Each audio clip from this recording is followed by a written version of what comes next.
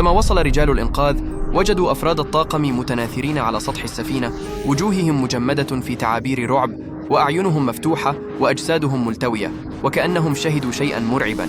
لم تكن هناك علامات واضحة على إصابة أو صراع، ولكن شيئاً ما بالتأكيد حدث بشكل خاطئ.